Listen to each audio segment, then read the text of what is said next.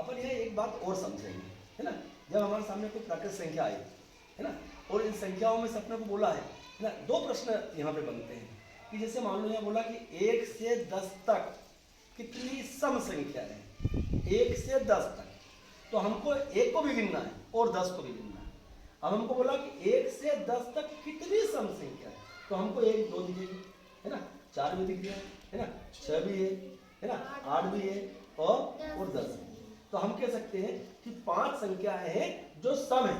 1 से 10 तक बोला है, जब 1 से 10 तक बोला है तो हमने गिन लिया कि 1 से 10 तक में 2 4 6 8 और 10, ये 5 संख्या है जो सम है ना। और हमसे प्रश्न यदि ऐसा पूछा है, हमसे प्रश्न कैसा पूछा है वो देखो, अपन यहाँ प्रश्न पूछा है कि 1 और 10 के बीच में कितनी सम संख्या है। क्या बोला? 1 और 10 के बीच में, 1 और 10 के बीच में कितनी सम संख्या है।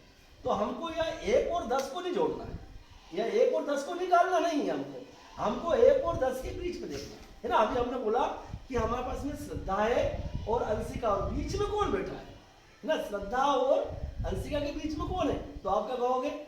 जानवी, है ना। तो ऐसे हम कहेंगे। अभी हमने बोला कि 1 से 10 तक कितनी सम संख्या है, तो अपने 10 को भी ले लिया, 5 संख्या है।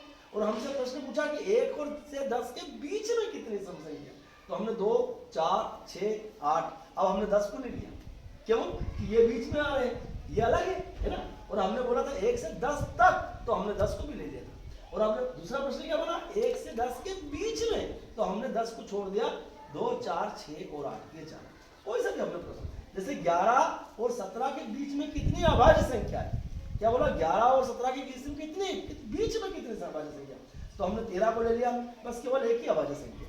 11 और 17 के बीच में क्या है? केवल एक, कौन सी है?